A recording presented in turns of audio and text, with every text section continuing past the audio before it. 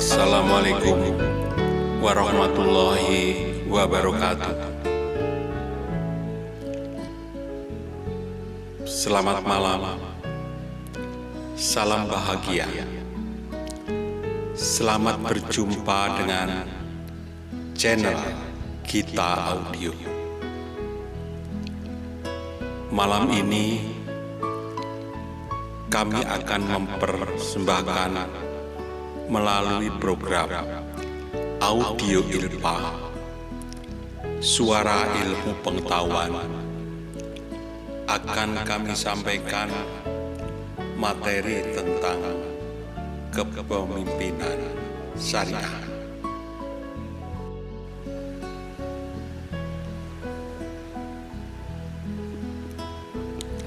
Pendengar sekalian, malam ini udara cerah. Kalau kita memandang ke angkasa, terlihat bintang sudah mulai berkedip. Bayu bertiup lirih, pepohonan, ranting, dan daun bergerak pelan.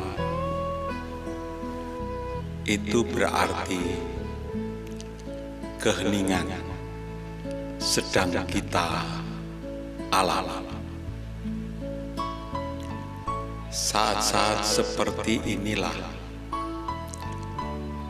yang sangat bagus, yang sangat baik kita gunakan untuk belajar. Belajar sambil mendengarkan materi yang akan kami sampaikan. Belajar ini tidak pernah berhenti, walaupun dimakan usia.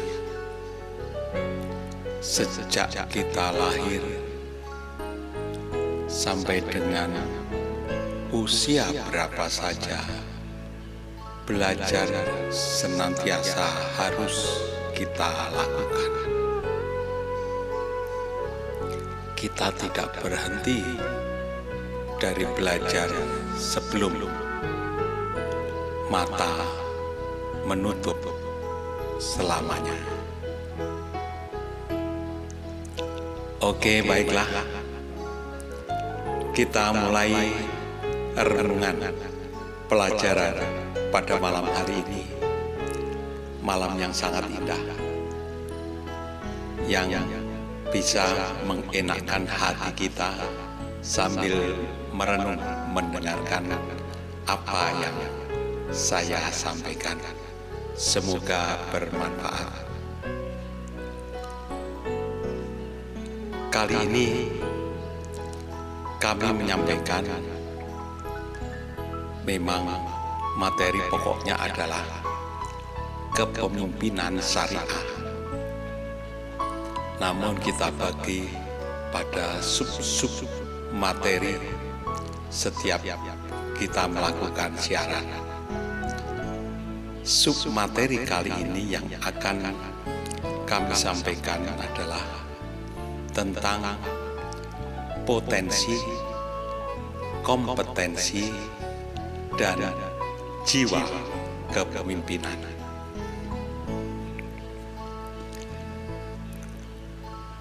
Yang secara keseluruhan, potensi, kompetensi, dan jiwa kepemimpinan itu muncul dari sosok seorang pemimpin yang sedang memimpin sebuah organisasi.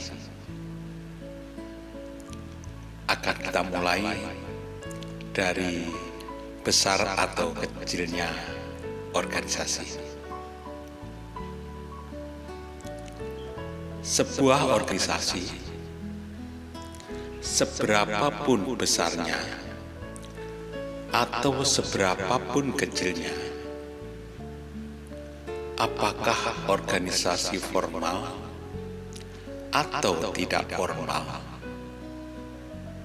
Misalnya bisa berupa tim kerja maupun kelompok yang paling kecil hanya kira-kira terdiri dari beberapa orang. Bila semua orang-orang yang berada di dalamnya mempunyai tujuan bersama, maka mereka membutuhkan seorang pemimpin.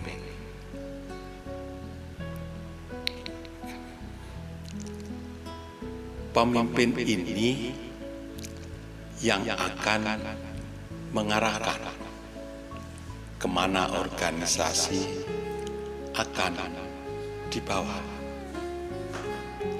tujuannya apa, dan bagaimana cara mencapai tujuan. Upaya pemimpin dalam proses mencapai tujuan disebut dengan kepemimpinan.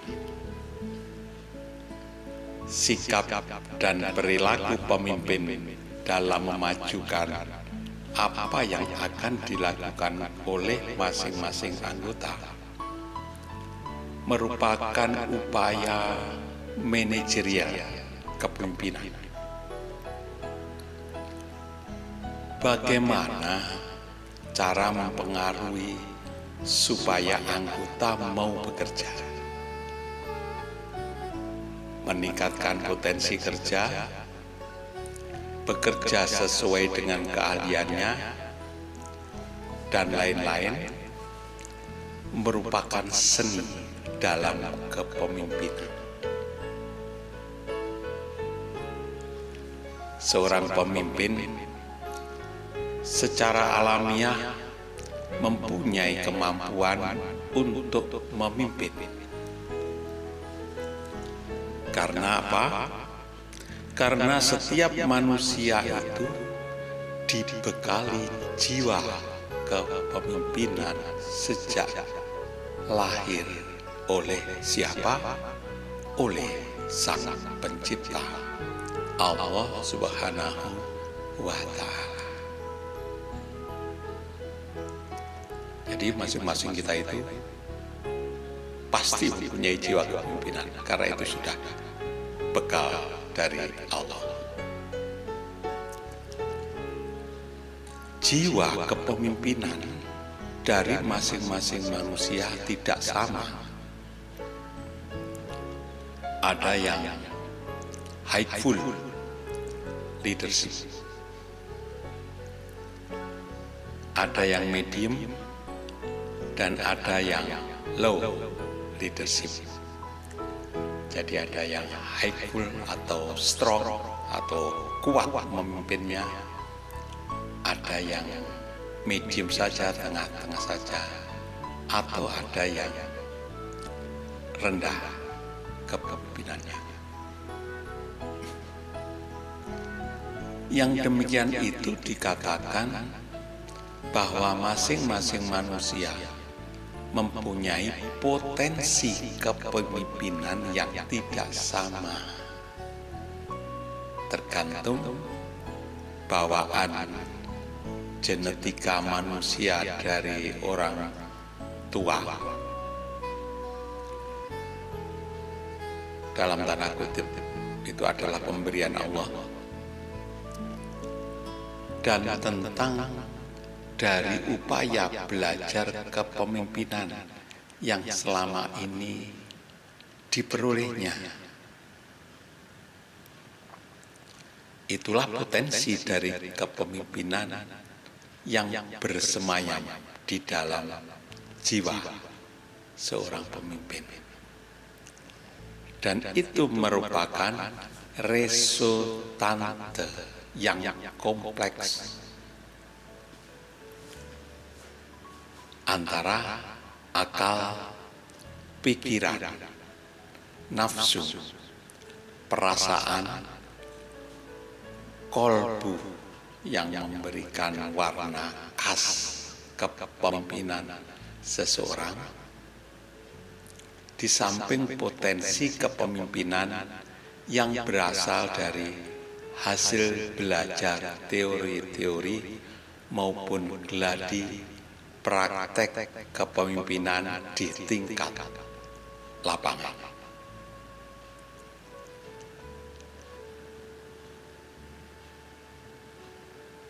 Kalaupun dalam hal belajar kepemimpinan ini, misalnya ada 20 orang bersama-sama,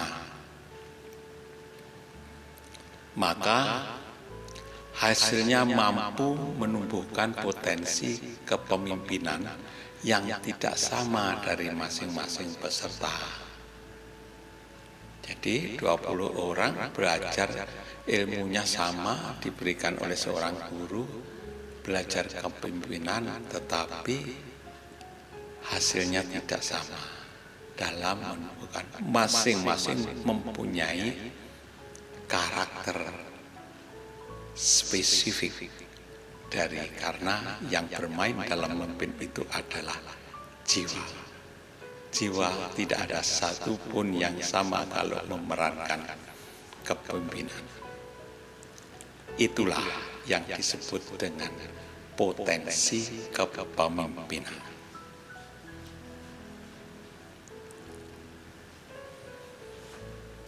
Selanjutnya, apakah bisa potensi kepemimpinan itu dinilai?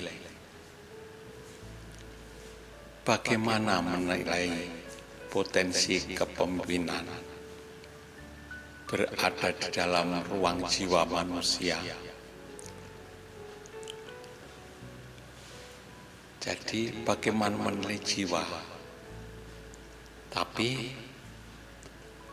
secara nyata yang dilihat dari perilaku yang ditunjukkan oleh seorang pemimpin, yaitu antara lain berapa banyak memiliki pengikut atau follower. Bagaimana cara menyelesaikan persoalan, problem solving, bagaimana cara berpikir strategis dalam pengembangan organisasi, bagaimana profesionalitasnya, bagaimana mengenali profil masing-masing kemampuan anggota.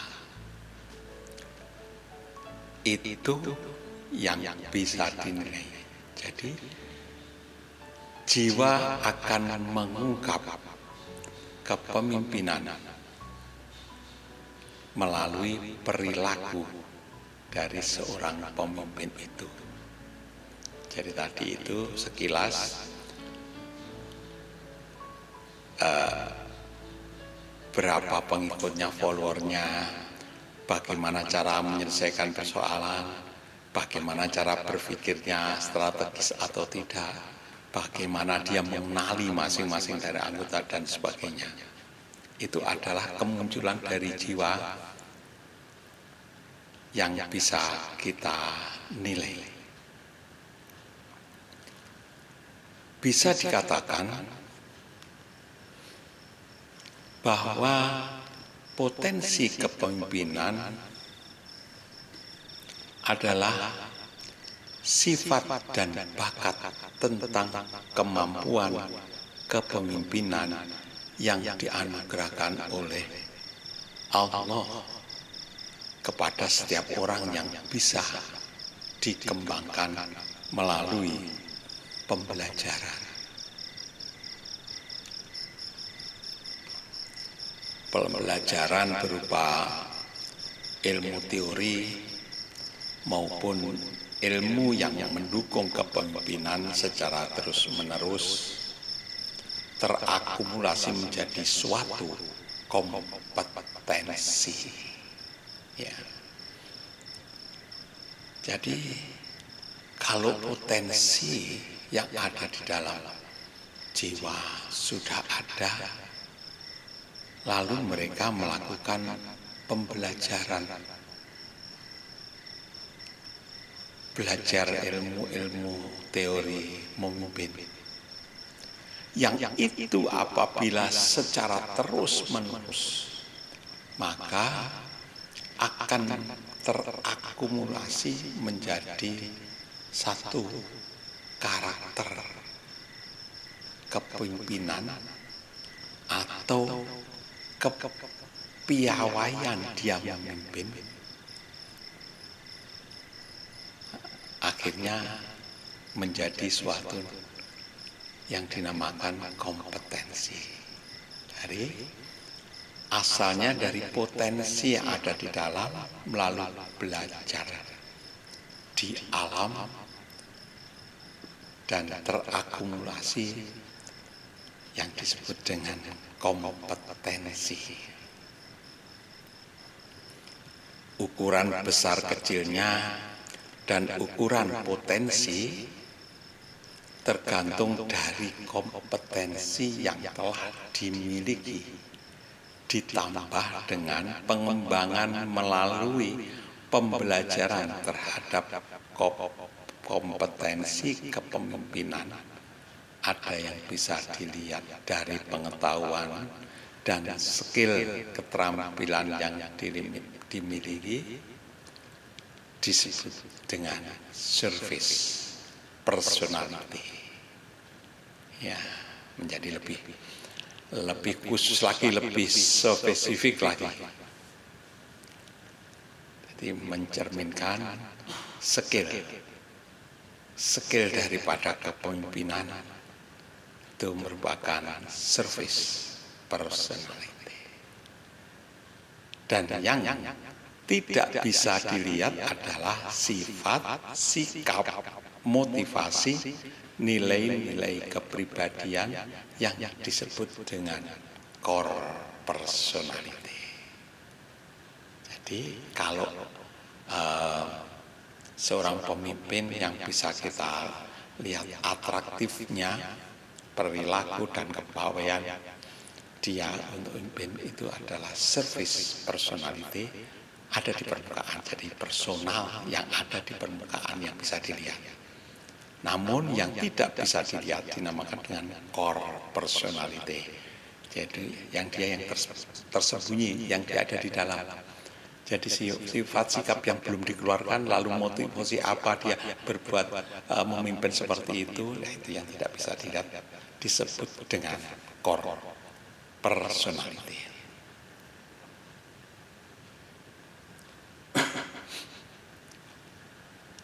Kemampuan dan karakteristik kompetensi kepemimpinan masing-masing orang diperhitungkan dan jenis atau macam bidang pengetahuan, yaitu kompetensi intelektual, emosional, sosial, dan manajerial.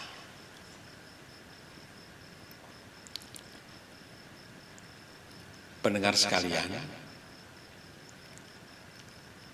pada tataran kemampuan dan karakteristik dari kompetensi kepemimpinan, ada beberapa macam kompetensi. Kompetensi tadi itu adalah kemampuan yang didapatkan dari belajar. Yang pertama adalah kompetensi intelektual. Kompetensi intelektual adalah kemampuan yang dibutuhkan untuk dapat melakukan aktivitas mental, berpikir, menalar, memecahkan masalah. Yang secara umum biasa disebut dengan kecerdasan seseorang. Dimensi kecerdasan yang membentuk kompetensi antara lain kecerdasan angka, pemahaman verbal, kecepatan persepsi, penalaran induktif dan deduktif, visualisasi spesial, yang kesemuanya itu berada pada pikiran otak kiri. Dikaitkan dengan kompetensi organisasi terwujud dalam sikap perilaku berpikir analitik, konseptual, kemampuan linguistik, naratif, penguasaan informasi, penuh inisiatif, dan berprestasi. Berarti itu adalah fungsi atau kerjanya otak kiri.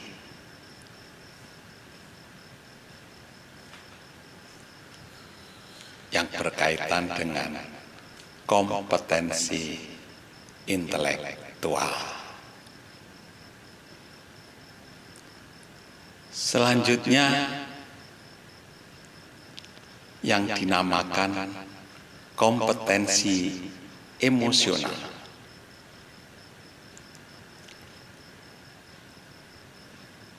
Kompetensi emosional adalah kemampuan untuk menerima, menilai, mengelola, serta mengontrol emosi dirinya dan para anggota. Penguasaan emosi diartikan sebuah perasaan terhadap suatu hubungan yang sering disebut dengan kecerdasan emosional.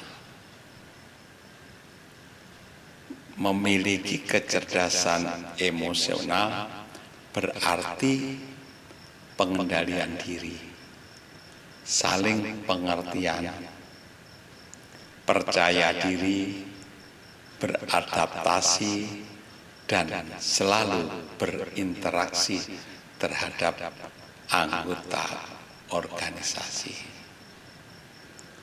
Ya, itu masuk pada lingkup kecerdasan emosional. Lalu kompetensi yang ketiga adalah kompetensi sosial. Kompetensi sosial ini adalah kemampuan berkomunikasi, bergaul, bekerja sama, dan memberi kepada orang lain. Kompetensi sosial seorang pemimpin adalah berkomunikasi dengan anggota dalam mengarahkan kerja tim, kepemimpinan tim, kesadaran berorganisasi, menjalin hubungan kerja dalam rangka pengembangan organisasi. Itu kompetensi sosial.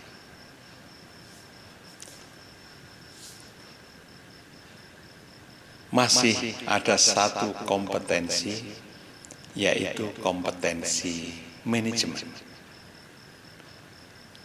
Kompetensi manajemen untuk mengatur dan mempengaruhi anggota merupakan kepiawaian pemimpin yang langsung dirasakan oleh anggota. Para anggota langsung dapat menilai tentang gaya kepemimpinan yang sedang dijalankan oleh pemimpin mereka. Bagaimana sistem perencanaannya, tujuannya apa, dan bagaimana cara mencapai tujuan. Sikap kepemimpinan yang komunikatif dengan anggota, membaur bersama anggota guna mempengaruhi agar mau melaksanakan program kerja. Berpikir bersama untuk kemajuan masa yang akan datang dalam upaya pengembangan organisasi.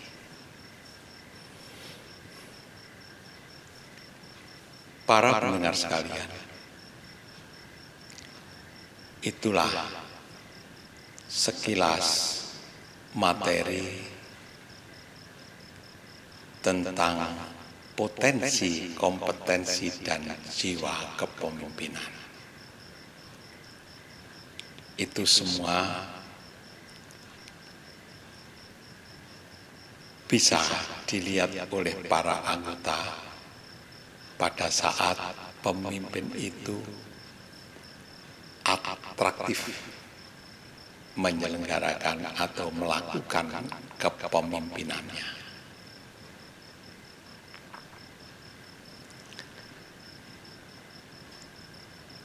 Apa yang dilakukan oleh seorang pemimpin pasti akan dinilai oleh anggotanya. Oleh karena itu, maka kepada semua para pemimpin, milikilah kompetensi yang ada dalam diri para pemimpin masing-masing. Potensi sudah ada, jiwa yang akan melakukannya sudah ada, maka milikilah kompetensi yang sebanyak-banyaknya dan sebaik-baiknya dalam rangka untuk memimpin para anggota. Para pendengar sekalian, saya kira itu yang bisa kami sampaikan malam ini. Semoga materi ini bisa diresapi ke dalam hati. Kenapa harus diresapi ke dalam hati? Kalau kita mendengarkan, pikiran kita mulai bekerja. Setelah pikiran, materi kita tangkap oleh pikiran, maka itu harus dibenamkan ke dalam hati, direnung di dalam hati, untuk dilakukan aplikasi, untuk dilakukan dalam kegiatan sehari-hari memimpin para anggota. Terima kasih, itu yang bisa kami sampaikan. Semoga bermanfaat untuk semuanya. Akhirnya, wabillahi taufiq wal hidayah, waridho wa inayah. Wassalamualaikum warahmatullahi wabarakatuh.